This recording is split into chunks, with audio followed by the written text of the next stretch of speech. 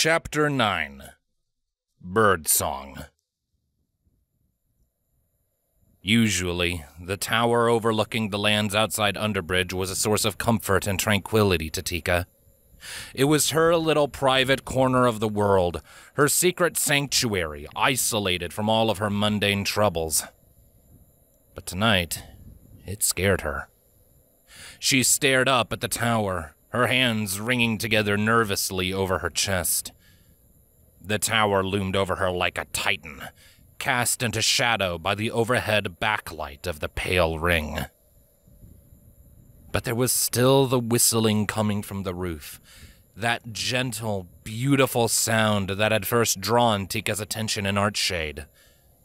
The melody was unfamiliar to her. It wasn't the peaceful, relaxing tune she had heard the first time, nor the upbeat and lively one she had heard on the day of the festival. This was somber, a meandering melody that every so often trembled with barely contained emotion. A chilly autumn breeze howled through the streets, making Tika shudder. The whistling above her quivered to match. It must have been freezing up there. Tika took a deep breath. "Come on, you stupid bird," she thought to herself. "This might be the only chance you're going to get to apologize. Go up there and make this right." With that thought resonating in her head, Tika stepped into the tower and began the climb. The darkness within was profound, her only source of light coming from shafts of dull silvery light peeking through the gaps in the walls. They did little to light her path, leaving her to rely on memory to make the ascent. She kept a hand to the wall and her eyes up. With every step, the whistling became clearer. The climb felt like it lasted an eternity, but soon enough, Tika ascended the ladder and stepped onto the roof. She saw Avaline up ahead. The woman was leaning over the railing, her back to Tika. The whistling had stopped. Tika froze, waiting with bated breath to see if Avaline would say anything. She didn't. Finally, Tika cleared her throat and spoke. "Avaline? Can I stand next to you?" Avaline didn't say anything. An almost imperceptible nod of her head a few seconds later was her only answer. It was enough for Tika. She came to Avaline's side, careful to keep a few feet of distance between them, and leaned over the railing too. She could hear Avaline breathing next to her, slow and measured but tense, like a coiled spring. Tika chose not to say anything for the time being.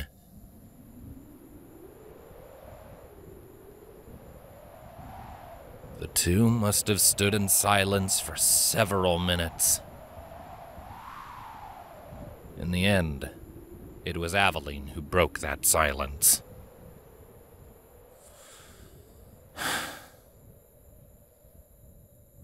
"I knew someone would find out about my enchantment sooner or later. I couldn't keep it a secret forever. I just wish it hadn't been you." Tika nodded quietly, but she didn't say anything. Avaline took that as her cue. "You've been so good to me since we met, Tika. You know, when you first came to me down on the docks, I was delighted to meet you. Until I found out you were an enchantress. When I learned that, I wanted to send you away and never see you again. Because I was afraid you'd find out and rat me out to the assemblage." Tika winced. unable to deny a sting of hurt in her heart at the admission. She glanced sideways at Avaline, but found that she was unable to read the girl's expression. Tika turned to face her. Then, why didn't you? Avaline gave a small, sad smile, but her eyes never left the horizon. Because you were so sweet and funny and cute and kind. And you were so passionate about what you do. I couldn't be scared of you when I saw how happy your work made you.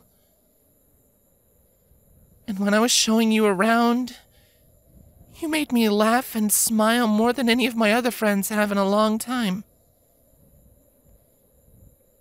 She looked down and her smile faded. After all of that, I couldn't make myself send you away. No matter how scared I was.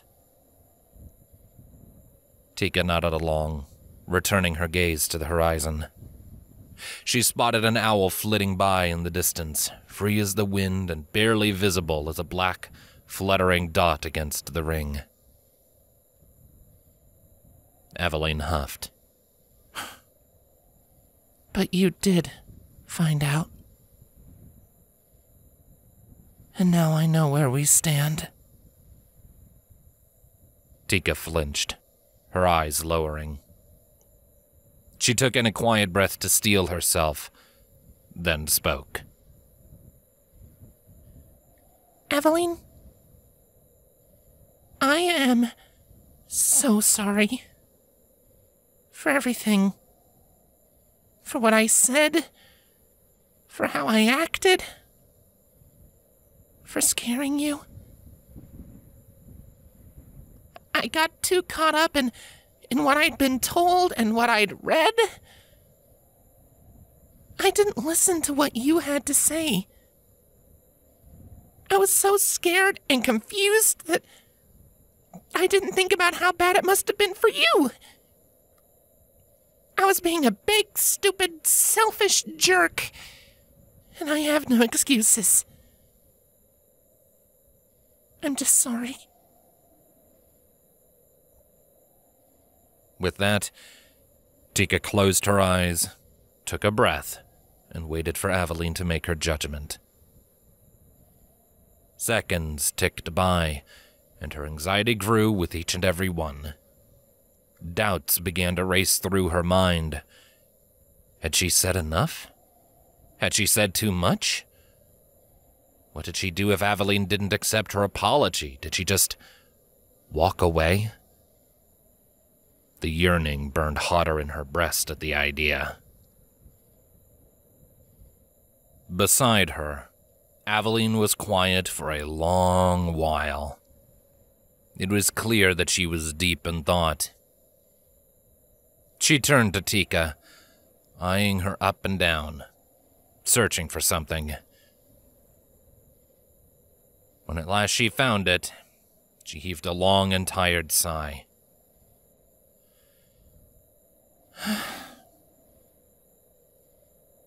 I forgive you, Tika, she said at length, her voice quiet. A wave of relief washed over Tika, but she did not allow herself to relax just yet, as Avaline faced her directly. I won't ever forget what happened earlier.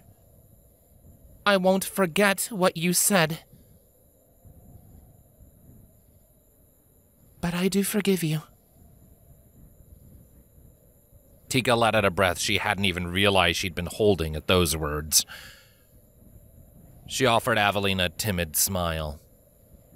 She returned it, albeit very weakly. The two fell quiet, allowing the lingering emotions from earlier to quiet down. As they waited, Tika found her mind wandering back to her unanswered questions. She took a breath and clenched her fingers against the railing. She faced Avaline and took a tentative step forward. Hey, Avaline? Avaline tilted her head. What? Tika fidgeted, her brow furrowing. Do you mind telling me what the enchantment does? I didn't listen to you before. But if you're comfortable telling me, then I'm willing to listen to you now. Avaline's smile faded. She looked down at her left arm, a bitter frown on her face.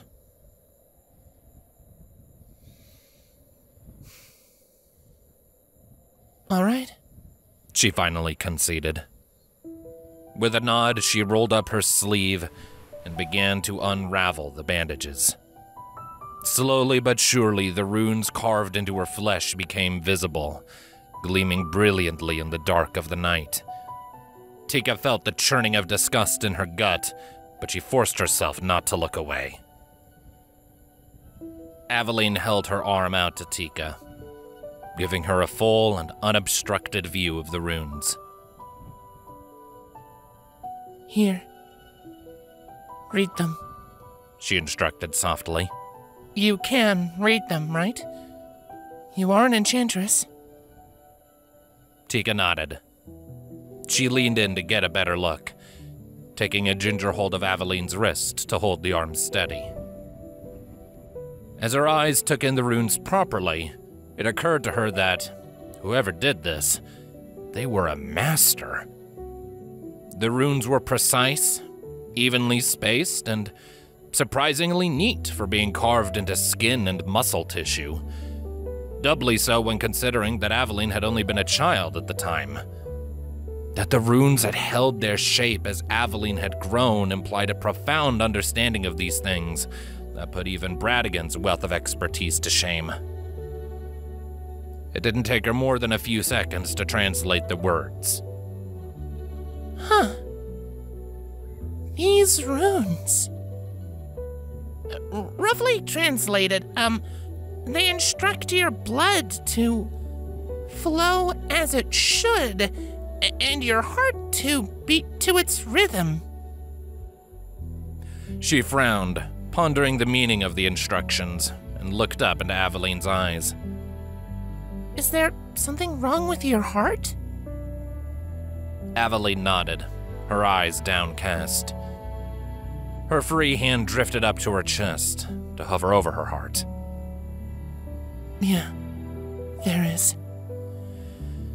It's a condition I was born with. It causes the blood in my body to go wrong sometimes. I don't really understand the specifics. But when I was little, it was pretty common that I'd have bouts of lightheadedness, dizziness, headaches, or weakness.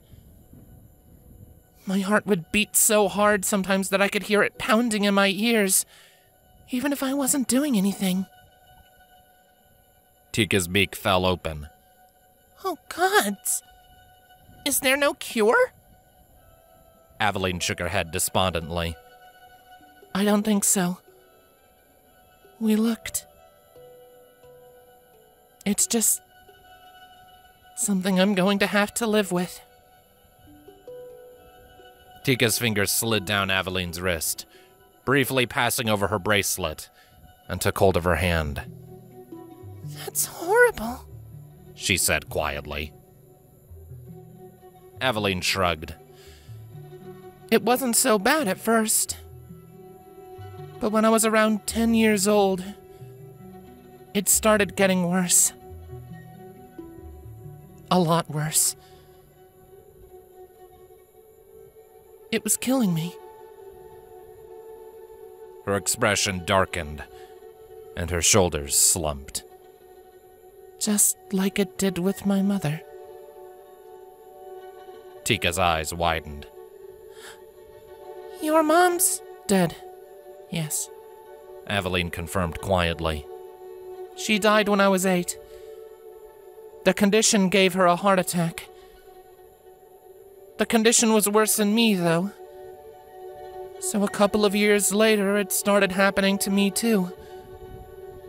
Dad saw the warning signs this time, and he started taking me from apothecary to apothecary, desperately hoping that one of them might be able to help me. Most said that there was nothing they could do. A few said they might be able to treat it, but I never believed them. They charged exorbitant prices for their services, and it wouldn't just be one time. My dad would practically have to sell the family into debt to afford this so-called treatment. Avaline's expression darkened even further, as if merely thinking of those apothecaries made her blood boil with distaste.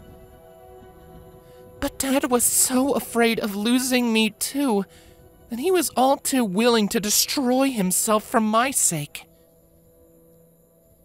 I can't even imagine what that must have been like. Tika breathed, her heart twisting with sympathy. I'm so sorry. It was hard. I was only a little girl, but I knew I was dying. I knew my dad was about ready to give up everything he had to try and save me. And I knew it wouldn't work. And I knew I couldn't let him do that to himself, not even for me. If he went through with it, and it didn't work, then he would literally have nothing left. No family, no money to feed himself with, no home. Avaline pulled her hand out of Tika's grasp. So I did the only thing I could think to do.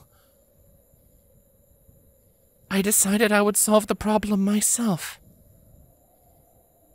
Tika took a step back, the pieces starting to fall into place. You went looking for a flesh enchanter, she breathed, hoping they could use magic to do what medicine couldn't. Avaline looked down at her arm again. She gently traced one of the runes with the tips of her fingers. I knew it was illegal. We'd all heard the stories of what happened when flesh enchantment went wrong. But I was past the point of caring about that. So when I heard that there was someone in the lower city who could enchant things, I tracked him down. I found out he had enchanted people before. He told me that he saw potential in the medical applications of flesh enchantment. He wanted to perfect the craft. He wanted to prove that it could be done ethically. When I told him about my condition, he agreed to enchant me for the price of a modest lunch and one of my crafts. Tika blinked in shock. Wait, really? But ringstones are really expensive, and so are the tools needed to make enchantments work. Why would he agree to do it for so cheap? Avaline shrugged. I don't know. He agreed to save my life, though, so I was in no position to ask questions. Tika looked down for a moment. She had to concede that Avaline had a point there. Could he have really agreed to do it out of the kindness of his heart? She wondered. She lifted her head a moment later, a skeptical frown on her face. Well, how could you be sure that he wouldn't do something else to you? I don't want to doubt you, Avaline, but what made you sure that he wouldn't do it wrong? Or that he wouldn't hurt you somehow? Avaline started to wrap her runes up again. Truth be told, I didn't. But tell me this, Tika. What difference would it have made if he did? Tika tilted her head. Avaline finished tying off the bandages and faced Tika directly, meeting her gaze. Without his help, I was going to die anyway. So what difference would it have made if I died from a heart attack or a chisel to the skull? Once again, Tika couldn't really find any words to refute that logic. She nodded quietly. I see what you're saying. God. I can't even imagine making a choice like that. It wasn't an easy one to make, Avaline agreed. And it was even harder to go through with it once I'd made it. He knew how bad it was going to be, and he tried to warn me over and over. He had nothing to dull the pain or knock me out. He explained everything he was going to do in excruciating detail, and in every other sentence, he kept asking me if I was sure I wanted to go through with this. And I said yes. I was so sure that this was the right thing to do, and that I could take it. But when he went to work... Avaline shook her head, her hand gripping her left shoulder tighter. An involuntary shudder ran through her, some of the color draining out of her face. It was the most painful thing I've ever experienced.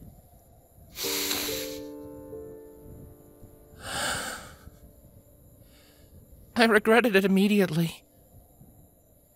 I begged him to stop, but it was too late. We were both committed. Tika nodded along, guilt starting to creep through her thoughts. She turned away.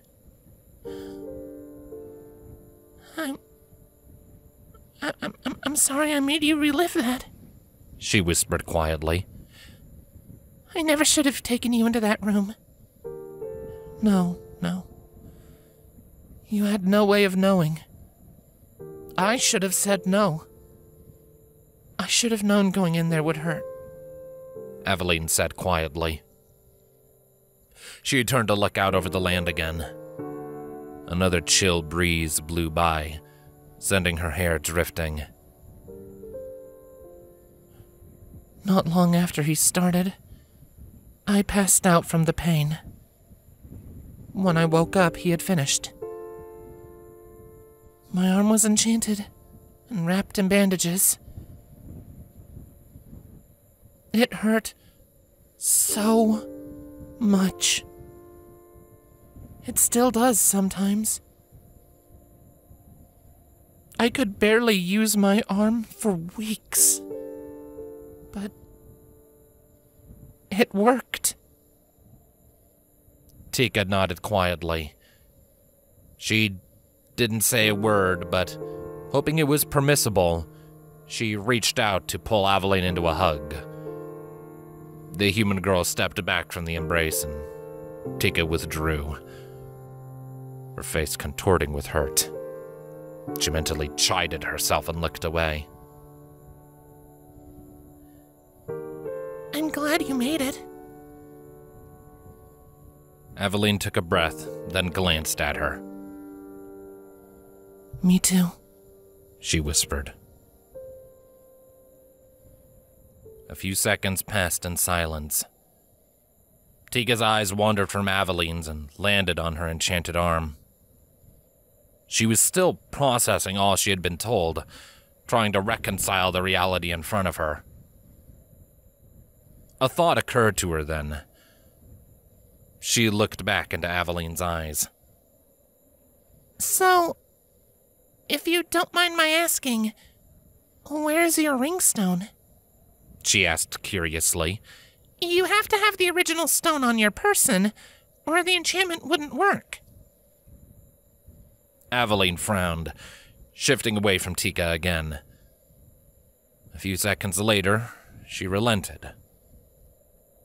Slowly, she lifted her enchanted arm and unclasped her bracelet. She held it close to her chest for a few seconds, then passed it forward to Tika. Don't move away from me, she instructed. I mean it. I won't. Tika promised, as she gingerly took the bracelet in her hands. Looking down at it, she was shocked to find the ringstone was embedded inside the bracelet, sculpted and chiseled to fit into a hollow on the inner face. For all of her qualms with flesh enchantment, she had to admit once again that this craftsmanship was nothing short of masterful. And sure enough, there were the runes. Far smaller than those on Avaline's arm, to be sure, but the proportions were otherwise identical. Whoever this flesh enchanter was, he clearly knew what he was doing. Wow. This thing is actually really well made, she finally said, carefully running a finger over the runes etched into the stone. She handed the bracelet back to Avaline. If you had to go through with all of this, then I'll admit it. You found a good man to do it. Avaline smiled softly, affixing the bracelet around her wrist again. She turned away, looking out at the ring. Her smile faded as she folded her hands behind her back. So, now you know my story. What are you going to do? Tika hummed quietly, considering what to say. She didn't need to think about it for long, though. Knowing what she knew now, there was no other answer she could give. She smiled weakly. About your enchantment? Nothing. I won't tell anyone about it, I promise. And neither will Bradigan. I won't let him. Avaline looked at her, surprised. What? Really? Tika nodded. Uh-huh. Promise. No tattling from me. Avaline stared at Tika for a few long seconds, her eyes shifting rapidly as if searching for some hint of dishonesty. She worked her jaw up and down, hunting for the right words to express something. Finally, her eyes shimmered, and a weak, crooked smile spread across her face. She turned away from the railing.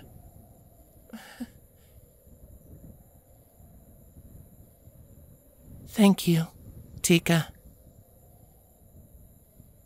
And then she started walking.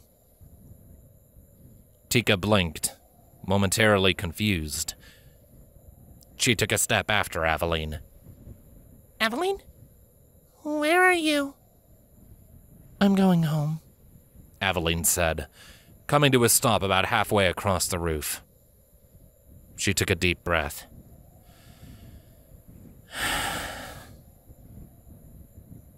My dad's going to be worried about me. I've been gone all day, and I was supposed to be back hours ago. And... She turned back to Tika. Her eyes were sad, but otherwise resolved. And I think it might be for the best if we don't see each other anymore. Tika gasped as a thump of pain hit her in the heart. She took a few stiff steps forward, her hands reaching out as if to catch a fluttering butterfly. What? But Avaline... Just listen to me, Tika.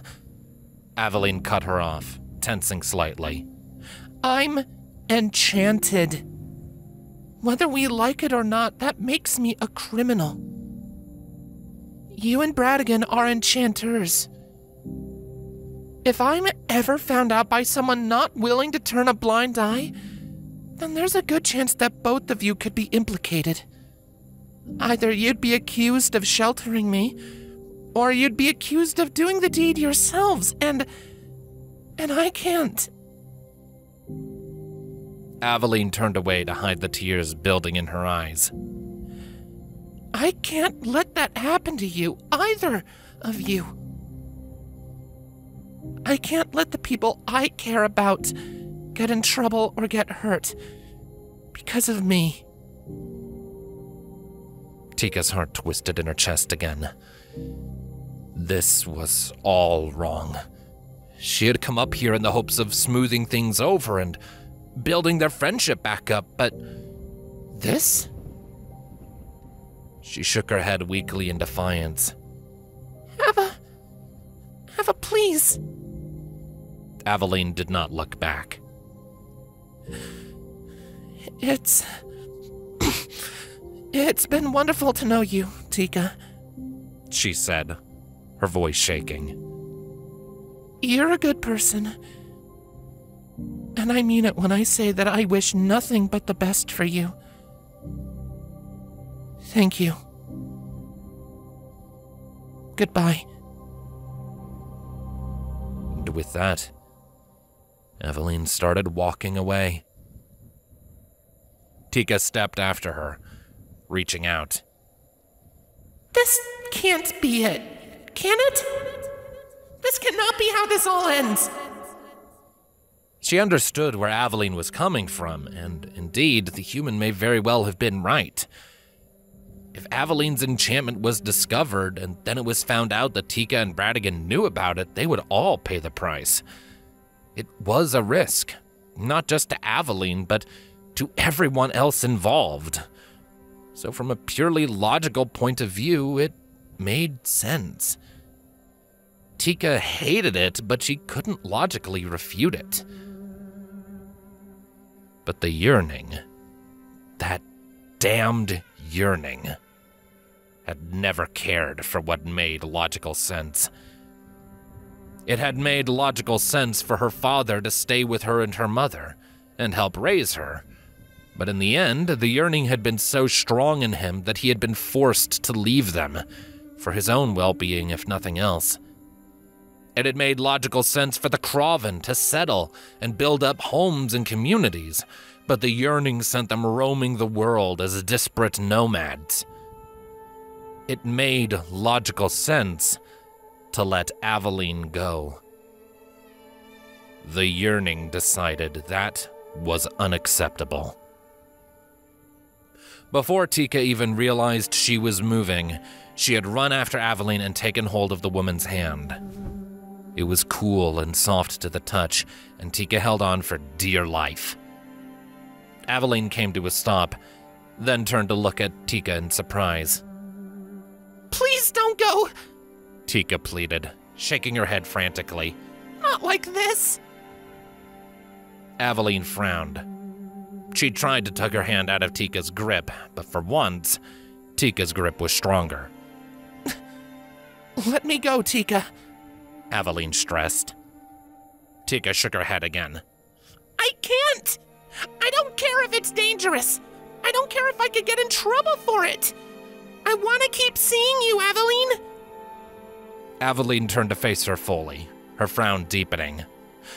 But I care. I don't want to get you in trouble, Tika. I can't stand the thought of people suffering because of me. It's not worth it. Well, maybe it's worth it to me. Tika countered emphatically. Because I love hanging out with you. Avaline met Tika's gaze, stunned. Tika. At that moment, staring into Avaline's eyes, the floodgates opened, and Tika's feelings, unrefined and unprocessed as they were, began to spill out. I love spending time with you, Ava. I love how you can see things in the world's junk that I never could. I love how you try to see the best in everything. I love how good you are at listening. I love the way you whistle to chase away bad thoughts. I love how brave you were when you jumped into the water to save the bunch of children. I love how you didn't even ask them for anything. I love how cute your freckles are. I love how soft your hair looks. I don't know what it is. But something about spending time with you just feels right. As Tika finished that thought, her eyes widened. Avaline's eyes mirrored her own, and her cheeks were flushing with color. She opened her mouth to say something, but it took her a few times to get the words out. Tika? What are you saying?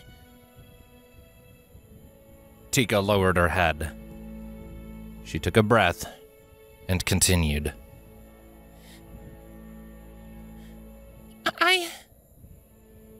I have friends here in Underbridge. Sure. I like Irene over at the bakery. I like Jenna up at the assemblage. Bradigan's basically the dad I never had, but that's... She hesitated, clacking her beak. That's really about it. And none of them has ever made me feel so comfortable. Not the way I did when I first met you down at the docks. I just... Tika shook her head. I don't know. It's like... when I hang out with you, it's like the yearning just... goes away. It clicked into place. Tika stopped, falling utterly silent as the gravity of that sentence settled over her. She had never even noticed it until now. Blinking, she looked up. Avaline's face had turned beet red at this point, and her shoulders had hunched up slightly. Tika realized that she, too, was blushing furiously. Her heart was pounding in her chest, and the butterflies in her stomach were back in full force. And finally, after far too long, Tika realized exactly what was happening. The realization settled firmly into place. She clacked her beaks a few times as, slowly, her feathers began poofing up. Oh. Avaline blinked. What? She asked, her voice an adorably strangled squeak. Tika clacked her beak. And again. A third time, for good measure. She swallowed heavily and looked into Avaline's eyes again.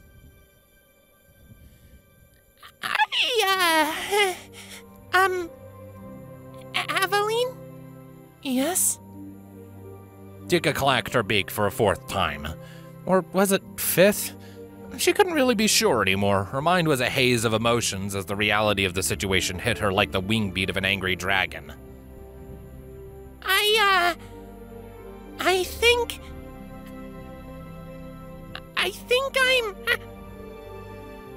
A finger pressed to the tip of her beak, silencing her. She let out a confused chirp and looked up again. Avaline was smiling widely down at her, wider than she'd ever seen before. She was tearing up again. But the tears she shed now weren't of sorrow or frustration like earlier.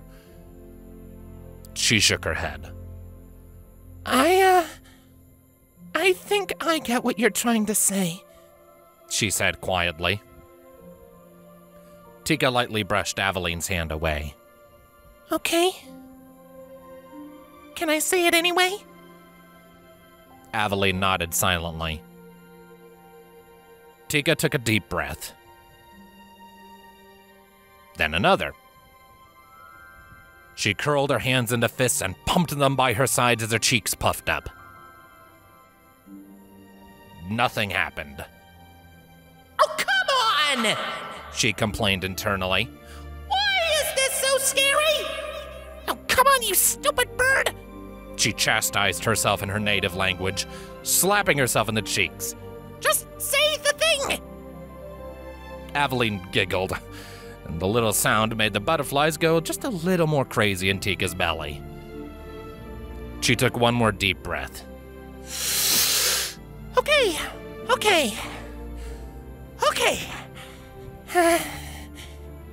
I think I'm in love with you!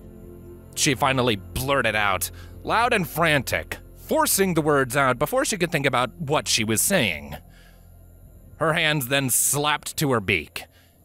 She was certain that she was as red as a tomato under her feathers right about now. Avaline giggled again, and then Tika felt herself being pulled into a hug.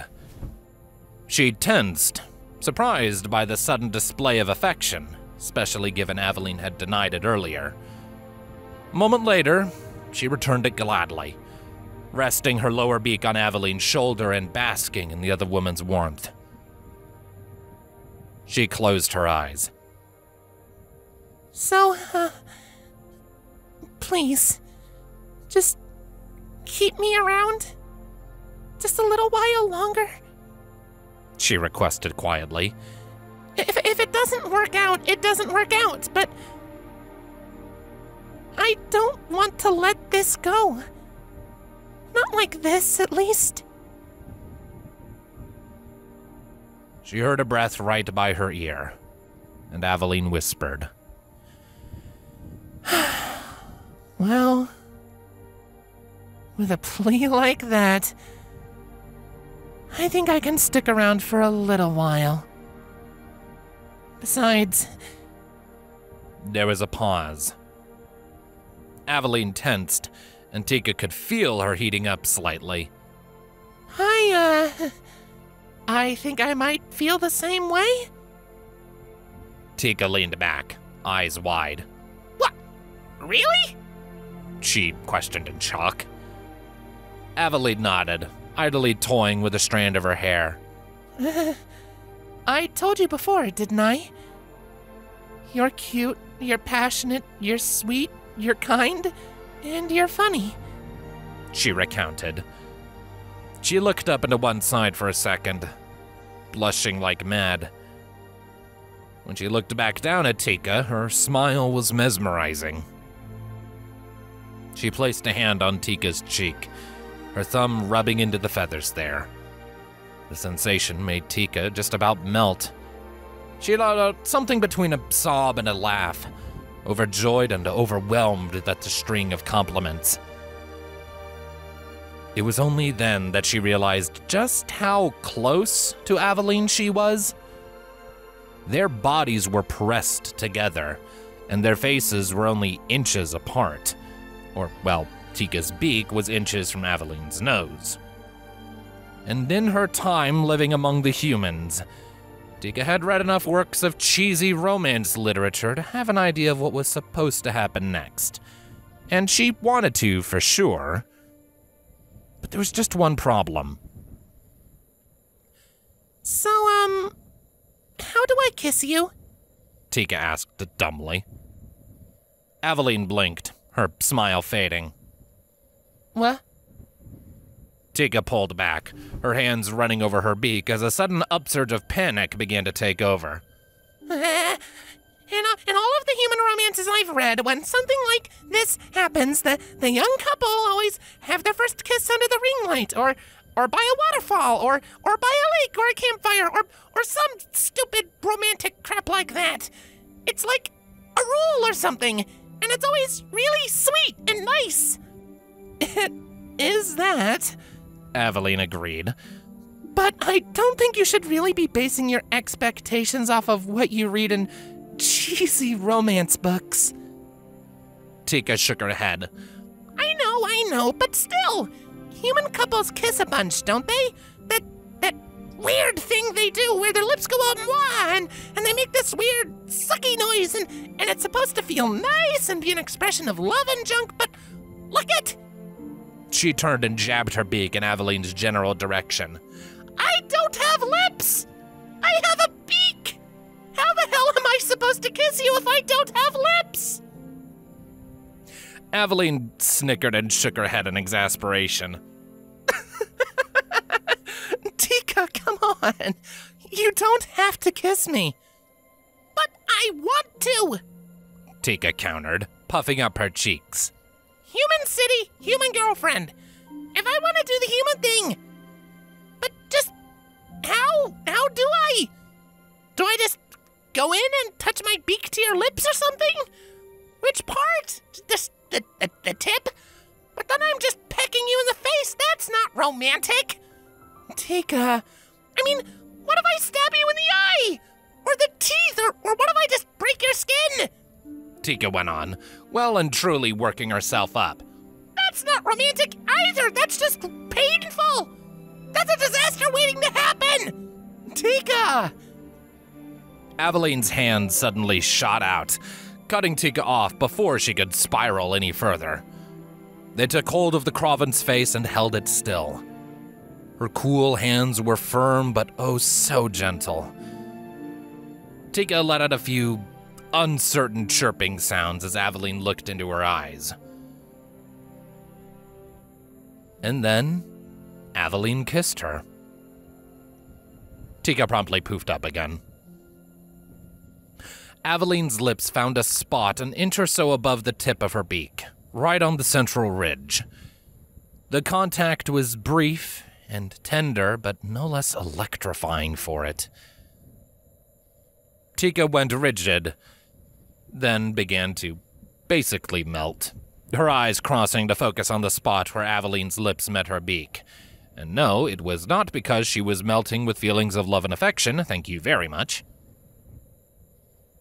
Avaline pulled back a second later. Her hand slid up to Tika's beak to gently cradle her face. She rubbed her thumbs lightly through the soft feathers of her cheeks. Does that work? She asked with a grin. Tika just nodded. Works, she said dumbly. Avaline giggled again. Without a word, she pulled Tika into another hug, resting her chin on the Kraven's head. Tika had no complaints. The two stayed like that for a long while after that, letting the anxieties of the day bleed away in favor of the glow of what they had just found. Now, Tika was not a fool. She knew there would be problems to sort through moving forward. And she knew that there was always the chance that this newfound relationship of theirs wouldn't end well. Happily ever after was a thing reserved for those same cheesy storybooks she used to read, and Avaline was still enchanted. That was a secret Tika would have to keep. If anyone did find out, it would spell disaster for everyone involved. But she didn't care. All of that was a risk she was willing to take. Because right here, right now, held in the embrace of a human girl that had, quite by accident and with no warning, snatched up her heart, Tika no longer felt any hint of the yearning. And then Avaline was whistling. A slow but joyful melody. The same one she had sung the day they met. Tika recognized it all at once, and she let out a quiet coo of appreciation. Then, with nothing else for it, she began to whistle along in her natural avian voice. Their voices wound together, the bird song they created together echoing audibly over the streets of Underbridge.